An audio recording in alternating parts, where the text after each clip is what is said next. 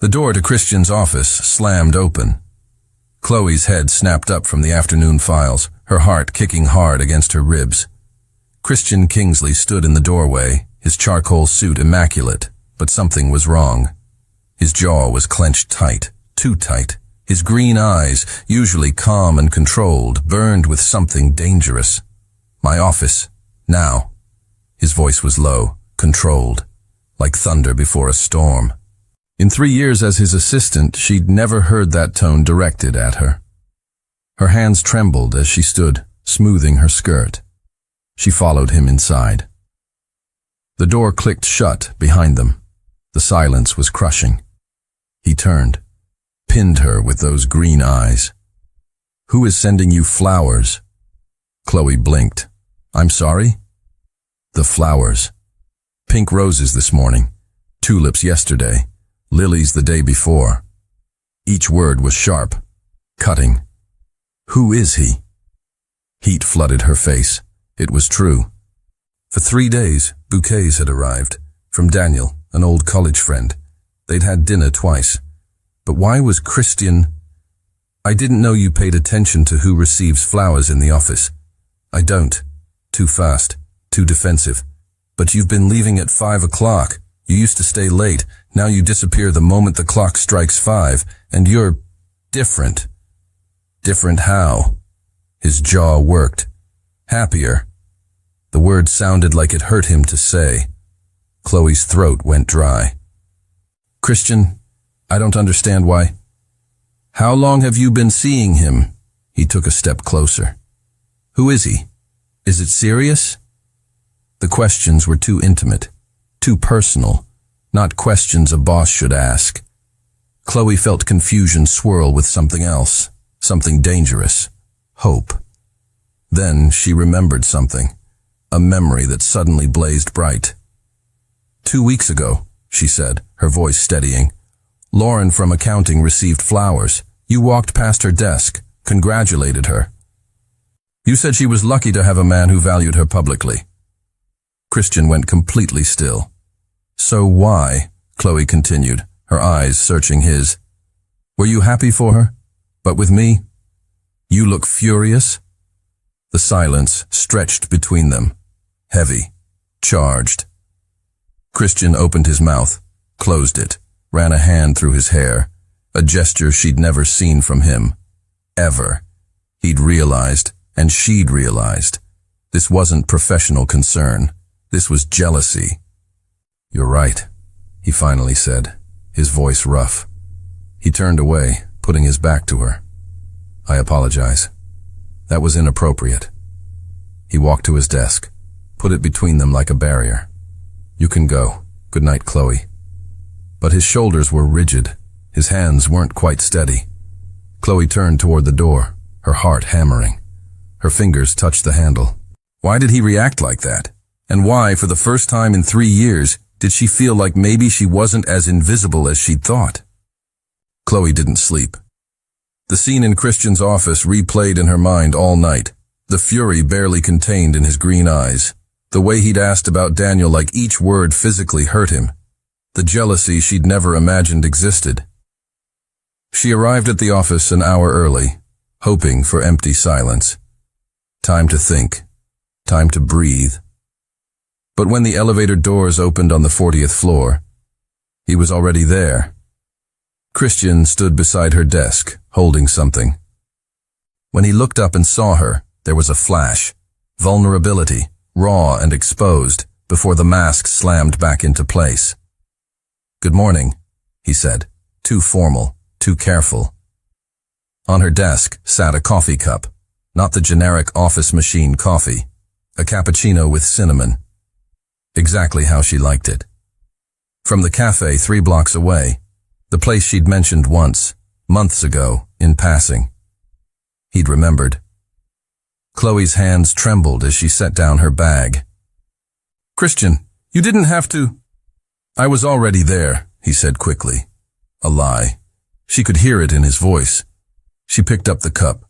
The warmth seeped into her palms. She remembered another time 3 years ago when she'd stayed late finishing a report. She'd been exhausted, running on fumes. Christian had appeared in her doorway with takeout. "You skipped lunch. Don't make it a habit." His voice had been harsh, but the gesture. 2 years ago, her father's surgery. She told no one at work, but somehow Christian found out. He'd personally rearranged her schedule, told her to work from home. When she returned, yellow gerbera daisies sat on her desk. "To brighten your day," the unsigned card read. She'd known it was him. 1 year ago. A meeting with an important client.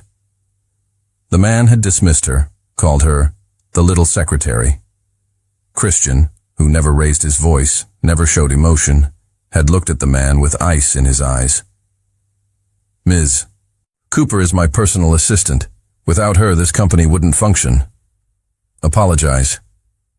Now. The billionaire investor had apologized. 3 years of small kindnesses, 3 years of protection she'd told herself meant nothing. "Why do you do this?" The question escaped before she could stop it. Christian looked up from his phone. "Do what?" "Care about me." The words hung between them, heavy, dangerous. For a moment he looked like he might answer honestly. His lips parted. His eyes softened. Then his phone rang. Saved by the bell. He answered immediately, his entire demeanor shifting. In seconds, he was CEO Kingsley again, cold, efficient, handling a stock crisis with surgical precision. Chloe watched the transformation, the mask sliding back into place with practiced perfection. But then he covered the phone, looked at her. His voice dropped to barely a whisper. "Because you deserve someone who cares." And then he was back on the call, barking orders about market positions and investor confidence, as if those words hadn't just shattered her entire understanding of the past 3 years. Chloe sank into her chair, the cappuccino warm in her shaking hands. Her phone buzzed. A text from Daniel. "Dinner tonight? I'm excited to see you again." She stared at the message, then looked through the glass wall of Christian's office. He was on the phone, pacing, all business. But for one devastating second, his eyes met hers. The intensity there made her breath catch. She looked back at Daniel's text, at the simple, uncomplicated offer of dinner with a nice man who made her laugh, who didn't confuse her, who didn't make her heart race and break at the same time. But when she looked back at Christian, the question burned through her mind like fire. Does he feel the same thing I've been feeling for 3 years? Or am I seeing something that isn't there? Christian Kingsley never lost control, never. It was the rule that defined him since he'd taken over the company at 25. Control was everything. Control was survival. But today, watching Chloe laugh into her phone, voice soft, cheek flushed pink, while clearly talking to him, Christian felt something wild and irrational clawing inside his chest. Jealousy. He hated the word, hated feeling it even more. But he couldn't stop hearing her laugh. Couldn't stop imagining the man on the other end making her smile like that. A smile Christian rarely earned, and that realization was unbearable. He tried to focus. Meetings, calls, reports. Nothing worked. Because Chloe was right there, just beyond the glass, and every time she smiled at her phone, it felt like a knife twisting deeper. At 4:45, she knocked on his door. "Christian, I'm leaving a bit early today. I have a commitment." Not a date, a commitment. But he knew what it was. With him, the words escaped before he could filter them. Chloe blinked, surprised. "That's not your business." Technically, she was right, but rationality had left the building. "You barely know him," Christian said, standing.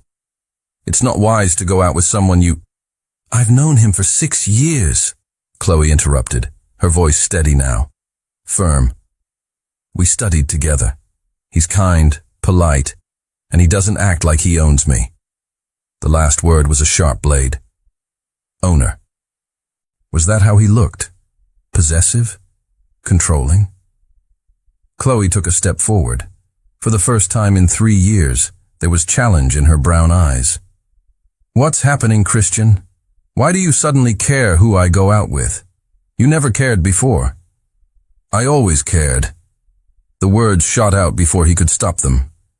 The silence that followed was deafening. Chloe stared at him, lips parted in shock. Christian realized what he'd just admitted, and there was no taking it back. You always cared, she repeated, her voice barely a whisper. Christian closed his eyes, tried to find his composure, but when he opened them, the vulnerability was still there, raw and exposed. Yes, always. But why? Chloe's voice cracked. There was pain there, hope mixed with fear. Why didn't you ever say anything? Why did I have to? Her phone rang. Daniel. The name flashed on the screen between them like a cruel reminder of reality. Chloe looked at the phone, then at Christian. He could see the war inside her, logic versus heart, safety versus risk. Then, with a trembling breath, she answered. Hi, Daniel. Yes, I'm leaving now. She walked out without looking back, leaving Christian alone with the truth that had just exploded between them. He didn't just care. He was completely, hopelessly in love with her. Monday morning, 8:30. Chloe walked into the office and froze. Christian was waiting, leaning against her desk, arms crossed. He looked impeccable as always, but there was something new in his green eyes. Determination. We have dinner with Nakamura Corp executives tonight. Your presence is mandatory, he announced. Chloe frowned. But the Nakamura meeting isn't until next week. Why? Schedule change, he interrupted, handing her a tablet. And Wednesday, dinner with the board of directors. Friday, charity event for the Kingsley Foundation. You're coming with me, to all of them. Chloe looked at the list. 3 events. All at night. All exactly when she'd normally be seeing Daniel. She looked up, incredulous. Christian, is this on purpose? It's work, he replied. But his eyes said something else entirely. The dinner with Nakamura Corp was at an exclusive Japanese restaurant. Chloe sat beside Christian, trying to focus on conversations about investments and Asian expansion, but her mind was split in two. Daniel had called 3 times. She hadn't answered. Christian was at the peak of his performance, charismatic, intelligent, commanding the table with natural ease. But every so often his hand brushed hers when reaching for a document. He filled her water glass before she even noticed it was empty. When one of the executives made an inappropriate joke, Christian immediately changed the subject, protecting her without fanfare. Small gestures, constant, impossible to ignore. At midnight, when they finally left the restaurant, Chloe was exhausted, but also confused. Why are you doing this? She asked in the elevator, alone for the first time all night. Doing what? Keeping me busy, preventing me from seeing Daniel. Christian stared at her. No more subterfuge in his eyes. Because I can't stand the idea of you with him. The confession was direct, brutal, honest. Chloe felt the air leave her lungs. Christian, I know, he interrupted, running a hand through his hair. I know it's wrong. I'm your boss. You work for me. I have no right to feel this way. But I can't. He stopped, jaw clenched tight. I can't stop. The elevator reached the ground floor. The doors opened. Neither of them moved. And what do you want me to do with that? Chloe's voice trembled. You're confusing me, Christian. You treat me like I'm special. But you never do anything. And now when I finally try to move on, you don't move on, he said, and his voice was pure desperation. Please, not with him. The elevator doors started to close. Christian held them open, but Chloe was already stepping out, heart breaking. Then give me a reason not to, she said over her shoulder. And she disappeared into the night, leaving him there, destroyed by his own cowardice. The next morning, Chloe arrived determined to keep professional distance, but Christian intercepted her the moment the elevator doors opened. You're coming with me to the annual investor retreat, he announced without preamble. This weekend, Mountain resort. 3 days. Chloe stopped, stunned. The retreat? Christian, that event is only for you and major shareholders. I've never... You're going now, he said, firm. I need you there. There was something in his voice, not an order, almost a plea. The days leading up to the retreat were an uncomfortable dance. Christian was more present than ever, reviewing presentations with her, making sure she had appropriate clothing. It gets cold in the mountains, asking if she needed anything. Daniel kept calling. Chloe finally answered one of the calls. The conversation was difficult. "You're avoiding me," Daniel said, hurt in his voice. "What happened? I thought we were doing well." "I'm confused," Chloe admitted. "About a lot of things. It's because of him, isn't it? Your boss." Chloe didn't answer. The silence was answer enough. "Chloe," Daniel said, gentle but firm, "be honest with me, and be honest with yourself. Are you with me, or are you waiting for a man who might never have the courage to choose you?" The call ended. Chloe stared at her phone, the question echoing in her mind. Friday came. In the private helicopter heading to the mountains, Christian finally broke the silence. "I know I have no right to ask this," he began, looking out the window. "But I need you to know. These 3 years with you have been the best of my life. Before you, I was just existing, building empires, but living in an empty fortress." He turned to face her. "You brought light to a place where I thought there would never be any, and I was too much of a coward to admit it until it was too late." Chloe felt tears burning. "Why are you telling me this now?" "Because after this weekend," he said, voice rough, "I'm going to let you go, if that's what you want. But first, I needed you to know." The helicopter landed. Below, the luxury resort glowed against the mountain sunset. Beautiful, romantic, perfect. And Chloe realized with a shiver, the next 3 days would change everything. "Welcome," Christian said, offering his hand to help her down. She hesitated for a second, then accepted. His hand wrapped around hers, warm and firm, and neither of them let go. The first night of the retreat was a formal dinner. Chloe descended the resort staircase in the navy blue dress Christian had insisted on buying. "It's part of the dress code," he'd said. But the way he looked at her now said something entirely different. He stood waiting in the lobby. When he saw her, he stopped completely. His green eyes traveled over every inch of her with an intensity that made her cheeks flush hot. "You're stunning," he said. There was nothing professional in the way he looked at her. At dinner, they were introduced to major investors, powerful men and women who spoke of billions the way others spoke of dollars. Chloe should have felt intimidated, but Christian never left her side. He made a point of including her in every conversation. "This is Chloe Cooper," he told a Japanese investor, "the smartest person in this room." After dinner, there was a cocktail reception on the terrace overlooking the mountains. Chloe stood admiring the stars when a voice startled her. "So, you're Kingsley's famous assistant." She turned. Marcus Hale, a British investor known for his predatory charm. He stood too close, his smile too confident. "I must say," Marcus continued, his eyes traveling over her without disguise, "when I heard he was bringing his assistant, I expected one of those serious ladies with glasses. But you're a pleasant surprise." Chloe stepped back. "Mr. Hale, Marcus, please," he insisted, stepping forward. "Tell me, darling, are you just an assistant, or are there other arrangements?" The insinuation was clear and repulsive.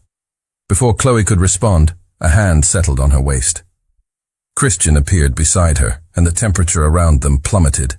"Mr. Hale," Christian said, his voice soft but dangerous. "Watch your tongue. You're speaking to someone under my protection." Marcus laughed, but there was nervousness in the sound. "Ah, so that's how it is. Kingsley, I didn't know you'd claimed— Careful, Christian interrupted. Now there was nothing soft in his voice, pure threat. Finish that sentence, and you'll discover how quickly I can pull 200 million in investment. The silence that followed was tense. Marcus, realizing he'd crossed a line, retreated. Sorry, no offense meant. Good night. And disappeared. Chloe was trembling, not from fear, but something more complex. Christian still stood beside her, his hand on her waist, protective and possessive. Are you okay? He asked, voice low.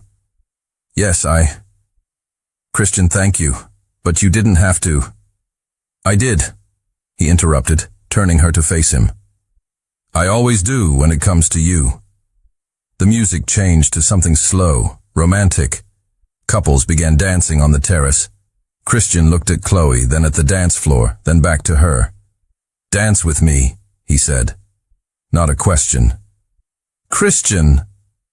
She hesitated, but he was already pulling her gently toward the floor, and then they were dancing under the stars, his hand on her waist, hers on his shoulder. So close she could feel his warmth, his heart beating against hers. I can't pretend anymore, Christian whispered, his mouth near her ear.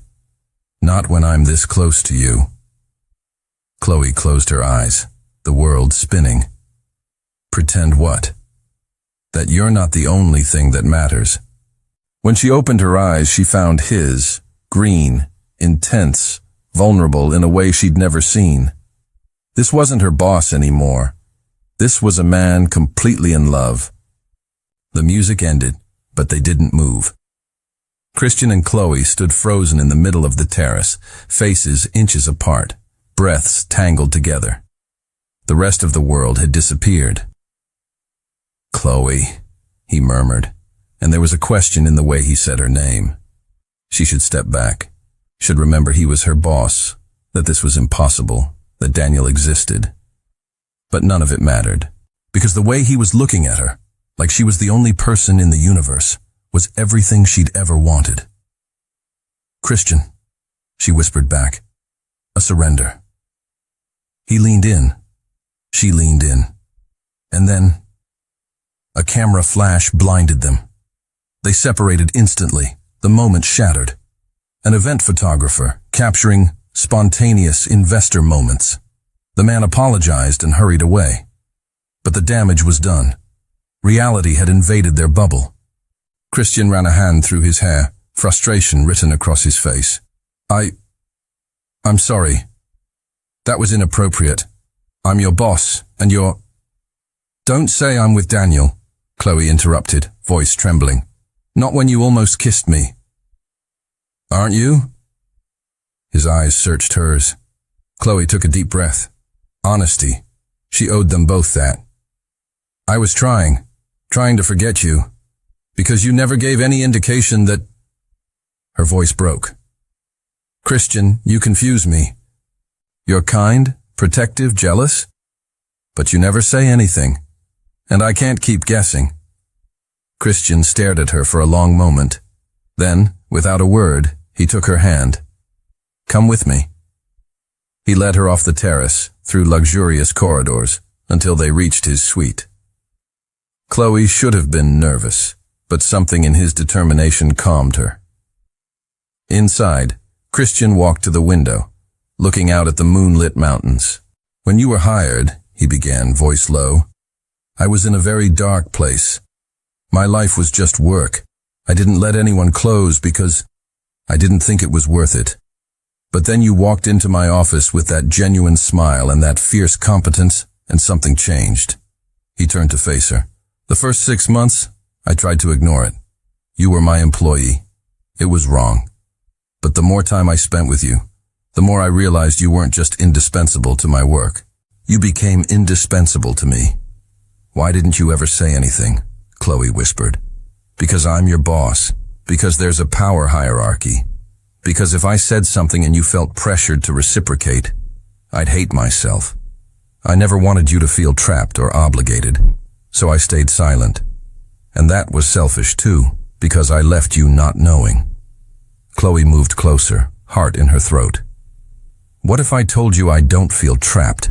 That I feel free for the first time? Because I finally know I'm not crazy for feeling this? Christian closed his eyes as if her words were both blessing and torture. Chloe, if I touch you now, I won't want to stop. Then don't stop, she whispered. This time when he leaned in, there were no cameras, no interruptions, just them and the kiss they'd waited 3 years for. Soft at first, then desperate, then impossible to stop. A kiss that said everything they'd never spoken. Chloe woke slowly, sunlight filtering through the curtains. For a moment she didn't know where she was. Then she felt the weight of an arm around her waist, the warmth of another body beside hers, and the memory of last night crashed over her like a wave. Christian. She was in Christian's bed. She turned carefully. He was sleeping, his face relaxed in a way she rarely saw. Without the mask of the ruthless CEO, he looked younger, vulnerable, beautiful. And she realized, with a mixture of joy and terror, there was no going back. They'd crossed the line completely. Christian woke. The first look he gave her was pure adoration. "Good morning," he murmured, voice rough with sleep. "Good morning," she replied, blushing. They stayed there for a moment, just looking at each other, processing the enormity of what had happened. Then Christian touched her face, his thumb caressing her cheek. "I don't regret it," he said, firm. "Not any of it. But I need to know, do you regret it?" "No," Chloe answered without hesitation. "But Christian, what do we do now? With work? With everything?" The question hung in the air. Reality was knocking at the door. Before Christian could answer, his phone rang. An urgent call. One of the major investors needed him for an emergency meeting in 30 minutes. Chloe returned to her own suite to get ready. In the hallway, she encountered Marcus Hale, the troublesome investor from last night. He saw her coming from Christian's wing and raised an eyebrow. "Well, well," he said, smile insinuating. "Looks like Kingsley's legendary self-control finally failed." Chloe's blood went cold. "Mr. Hale, don't worry, darling," he said, walking past her. "Your little secret is safe with me. For now." The threat was clear, and Chloe realized if their relationship became public like this, it would be a scandal. Christian would be seen as a boss who took advantage of an employee. She'd be seen as an opportunist. Everything Christian had worked for could be tarnished. At the meeting, Chloe sat behind Christian, trying to maintain professional composure. But Marcus kept casting insinuating glances at her, and she saw Christian notice. His jaw tightened, but he couldn't do anything without drawing more attention. When the meeting ended, Christian pulled her to a corner. "What did he say to you?" Chloe hesitated. She could lie, protect him from worry. Or be honest and face this together. "He knows," she said simply, "about last night." Christian's face hardened. "Let me handle this." "No," Chloe said, firm. "That will only make it worse. Christian, maybe we should step back, before this becomes a bigger problem." "Step back?" he repeated, incredulous. "Chloe, I told you I don't regret this, and I won't let a man like Marcus Hale dictate." "It's not about him," she interrupted, voice breaking. "It's about you, your reputation, your company. I won't be the reason you—" "You're not a reason. You are the reason," he said, holding her face. "For everything that matters." The last day of the retreat was thick with tension. Chloe and Christian kept their distance in public, but the pull between them was impossible to hide. Every glance was loaded, every accidental touch, electric. During the final lunch, Marcus Hale made his move. He was presenting a risky investment, and subtly but clearly, he made insinuating comments about conflicts of interest and decisions based on other influences. Christian remained outwardly calm, but Chloe saw the cold fury in his eyes. Then, to everyone's surprise, Christian stood. Ladies and gentlemen, Christian began, his voice firm and clear. Before we continue, there's something I need to clarify. Chloe's heart hammered. What was he doing? Insinuations have been made about my professional and personal integrity, and I will not allow them to stand unanswered. He paused. Ms. Cooper is not just my assistant. She is the most competent, dedicated, and brilliant person I have ever worked with. Any suggestion that our professional relationship is anything less than excellent is not only incorrect, but offensive. He looked directly at Marcus. And if anyone at this table has a problem with how I conduct my business or my personal life, you can stand and leave now. There will be no hard feelings. The silence in the room was absolute. Marcus Hale, realizing he'd been beaten, forced a smile. No offense intended, Kingsley, just making observations. Your observations are not welcome, Christian replied coldly, and neither is your investment. A collective gasp. Christian Kingsley had just publicly rejected millions in investment because a man had insulted Chloe. It was a powerful statement and risky.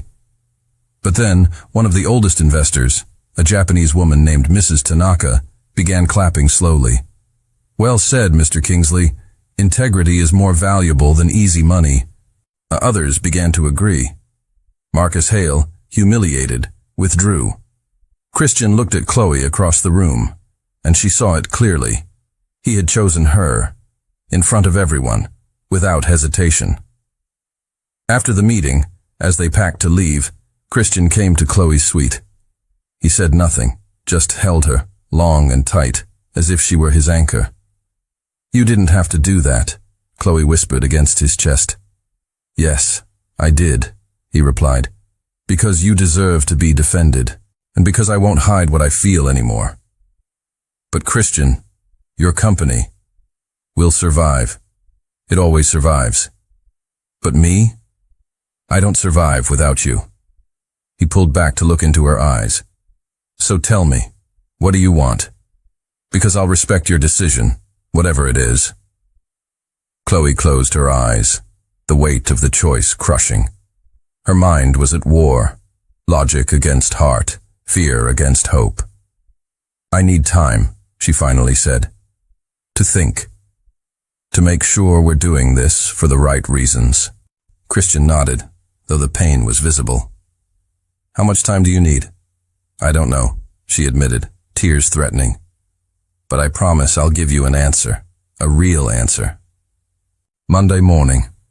Chloe stood in front of the Kingsley Industries building, staring up at 50 floors of glass and steel. She hadn't slept properly since they'd returned from the retreat. Her mind had been a whirlwind of questions. What if it goes wrong? What if I'm seen as an opportunist? What if this ruins his career? What if I'm not enough? But there was one question that rose above all the others. What if I let fear stop me from living the only true love story I've ever had?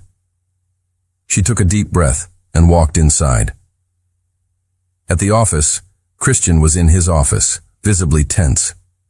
When he saw her, there was hope and fear in his eyes. They hadn't had personal contact since Sunday. Good morning, he said. Too formal. Good morning, she replied. The day passed in excruciating tension. They worked side by side, professional, but every accidental glance was loaded with unasked questions. At the end of the day, as Chloe was about to leave, Christian called her. My office, please. She entered, heart pounding erratically. This was the moment. But before either could speak, there was a knock on the door. Jennifer from Human Resources. And she wasn't alone. 2 corporate lawyers stood with her. Mr. Kingsley, Ms. Cooper, Jennifer began, uncomfortable. We've received an anonymous complaint about a possible inappropriate relationship between superior and subordinate. We're obligated by corporate policy to investigate. Chloe felt the blood drain from her face. Marcus Hale. He hadn't given up. Christian, however, remained calm. I understand. And what does this investigation entail? separate interviews, communication review, and during the investigation it would be advisable for Ms. Cooper to be transferred to another department or temporarily placed on paid leave. No, Christian said, firm. Jennifer blinked. Mr. Kingsley, it's standard protocol. No, he repeated, firmer. Because there's nothing inappropriate to investigate. Ms. Cooper is an exemplary employee, and any insinuation otherwise is defamatory. One of the lawyers leaned forward. Mr. Kingsley, if there is a personal relationship, it's better to admit it now. That would make things— There is, Chloe interrupted, surprising everyone, including Christian. There is a personal relationship. She turned to Christian, seeing the shock and hope in his eyes. Then she looked back at Jennifer and the lawyers.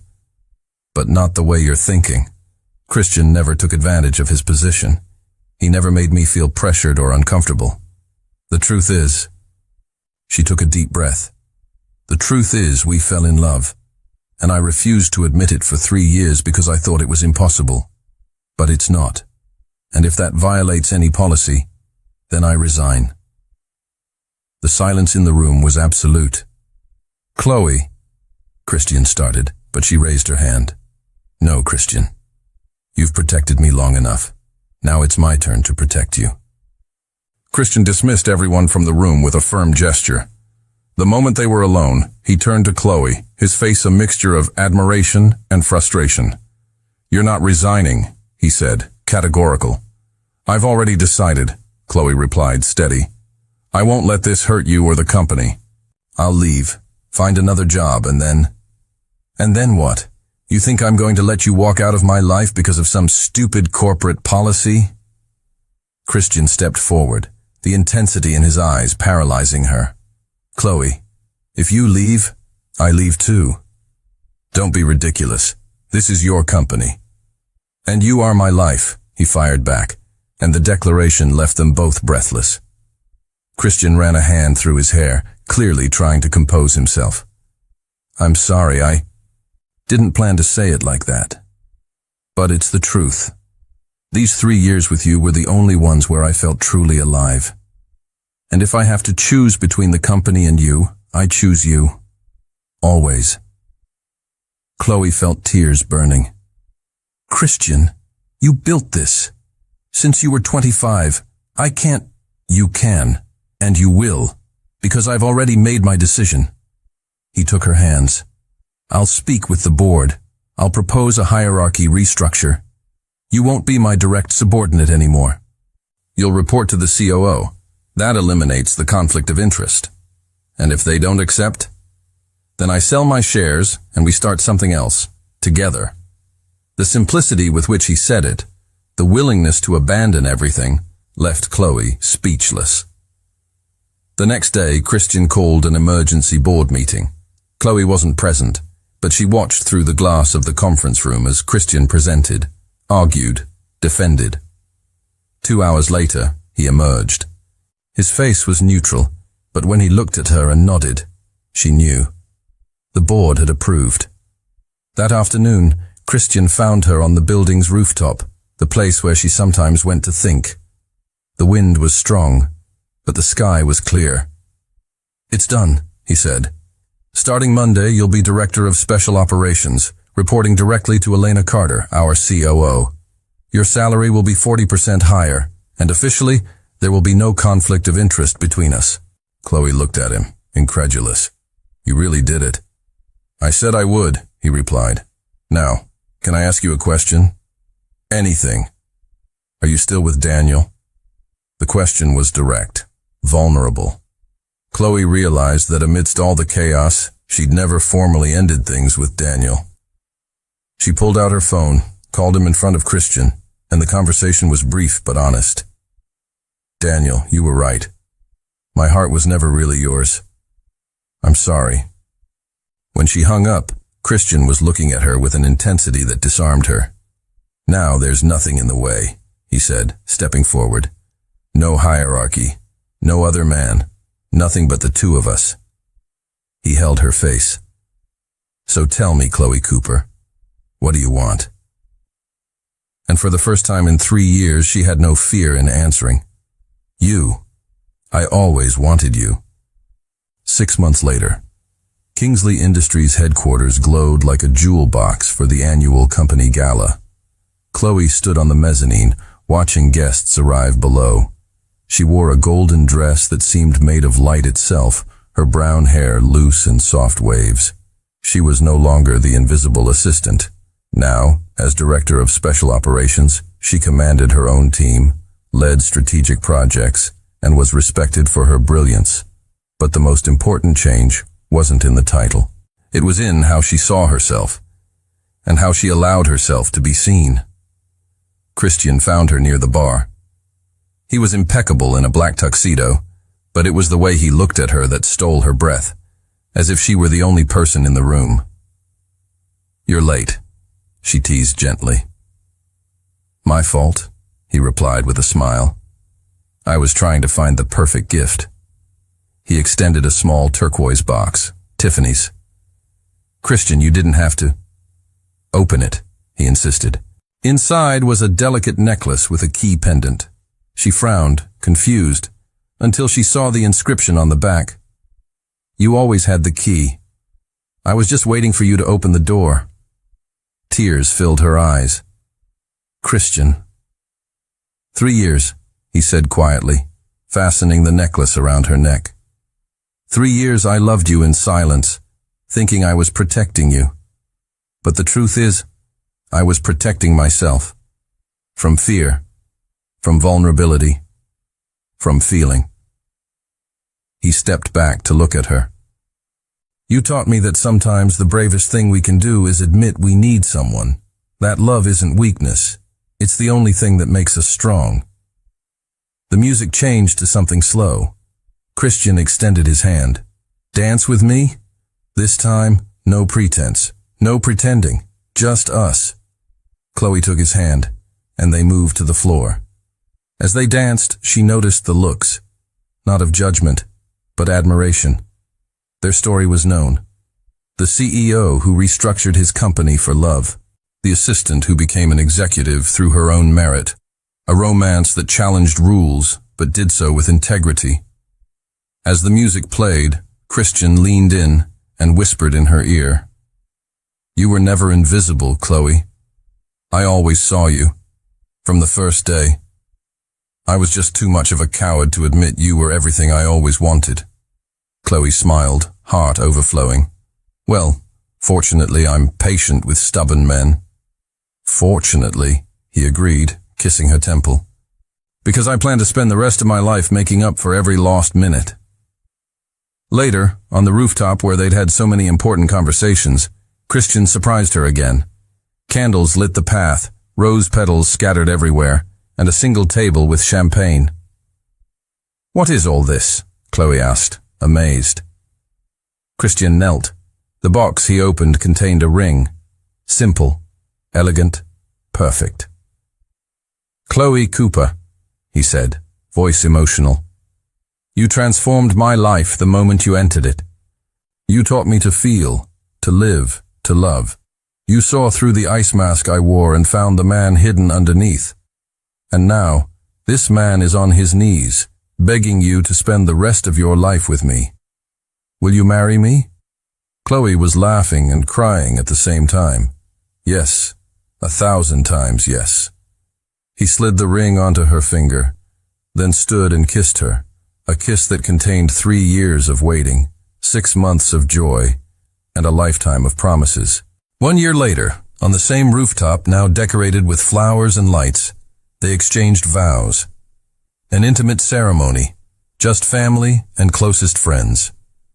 When Chloe walked to Christian, she saw tears in his eyes, something she never imagined seeing from the impassive CEO she'd met 3 years ago.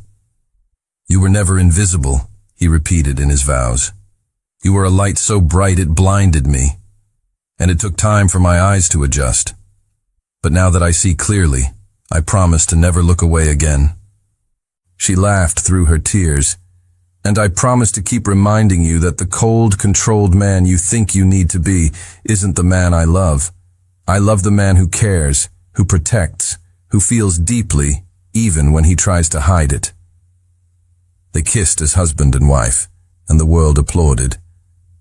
But for Christian and Chloe, the world had long ago reduced to just the two of them. Two hearts who finally had the courage to admit they always belonged together. 3 years after the wedding, Chloe stood in the middle of the empty office space, sunlight streaming through floor-to-ceiling windows, dust motes dancing in the golden light. Her hand rested on the gentle swell of her belly, 5 months along, though she'd only just started showing. "You're sure about this?" Christian's voice came from behind her, warm and concerned. She turned. He leaned against the doorframe, arms crossed, watching her with those green eyes that still made her heart skip. But there was something new in his gaze now. Not worry. Trust. "I've never been more sure of anything," she said. It had started 6 months ago. A vacation to Santorini that Christian had insisted on. "You need a break," he'd said, even though she loved her work at Kingsley Industries. But the moment she'd stepped off the plane, something had shifted. The whitewashed buildings against impossible blue skies. The narrow cobblestone streets. The elderly Greek woman who'd served them breakfast and told stories of her grandmother's village. Chloe had felt something wake up inside her. Something that had been sleeping since she was a child, drawing faraway places she'd never seen. She wanted to see the world, and she wanted to help others see it too. Director of Special Operations to Travel Agent, Christian mused, walking toward her. Some might call that a downgrade. Some might, Chloe agreed, smiling. But I call it living. His hand joined hers on her stomach. And our little one gets a mother who's actually happy, not just successful. The words settled between them, true and gentle. It hadn't been an easy decision. Chloe had agonized for weeks, leaving the career she'd built, the respect she'd earned, the salary that had finally made her feel secure. But every time she sat at her desk, she'd found herself researching flights to Morocco, hidden villages in Vietnam, family-run inns in Tuscany. Christian had noticed, of course. He always noticed. "Open the agency," he'd said one night, simple and direct. "I'll back you financially. No strings, no expectations. Just be happy, Chloe." She'd cried, not from sadness, but from the sheer relief of being seen, of being encouraged to grow, even if it meant growing away from the path they'd been on together. "What if it fails?" she'd whispered against his chest. "Then you'll try something else," he'd replied. "But you won't fail." "I've never seen you fail at anything you actually cared about." Now, standing in this empty space that would become Wanderlust Travel, her agency, her dream, Chloe felt the baby kick for the first time. She gasped. Christian's eyes went wide. "Was that?" "Yes," she laughed, tears springing to her eyes. "That was definitely a kick." He dropped to his knees, pressing his ear against her belly, and Chloe ran her fingers through his hair, overcome by the perfect rightness of this moment. 3 years ago, she'd been invisible. A year ago, she'd been a director. Now she was about to be a mother, a business owner, a woman who'd finally learned that success wasn't about climbing higher. It was about building a life she actually wanted to live. "I love you," Christian murmured against her stomach, talking to their child. "And I'm so proud of your mother. She's the bravest person I know." 6 months later, Wanderlust Travel's grand opening drew a surprising crowd. Former colleagues from Kingsley Industries, clients Chloe had worked with, friends, family, and Christian, of course, holding their 2-month-old daughter, Grace, with the careful intensity of a man holding the entire world in his arms. Chloe watched him from across the room, the CEO who'd restructured his entire company for love, now bouncing a baby and completely unfazed by the spit-up on his $5,000 suit. "You did it," Elena Carter, the COO, said warmly, appearing at Chloe's side. "I have to admit, I thought you were crazy leaving. But this..." She gestured to the beautifully designed space, The travel photos covering the walls, the excited chatter of people booking dream vacations. This is something special. Thank you, Chloe said, for everything, for supporting the restructure, for recognizing that love is worth fighting for. Elena smiled. Please. I've been married 30 years. I know what matters.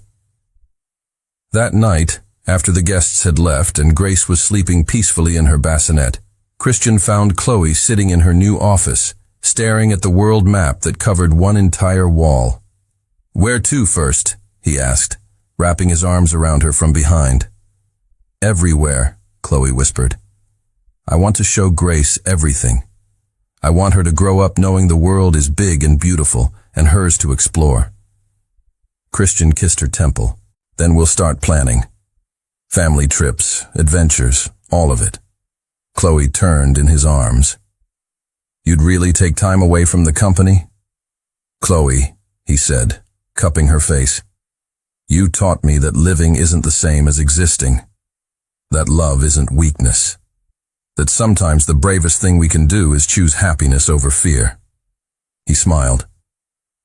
If a woman who was invisible can become the most visible force in my life, then a workaholic CEO can learn to take vacations. She laughed, kissing him deeply. And in that moment, surrounded by maps and dreams, with their daughter sleeping nearby and an entire world waiting to be explored, Chloe Cooper Kingsley realized something profound. She'd spent 3 years being invisible, because she thought that's what safety looked like. But real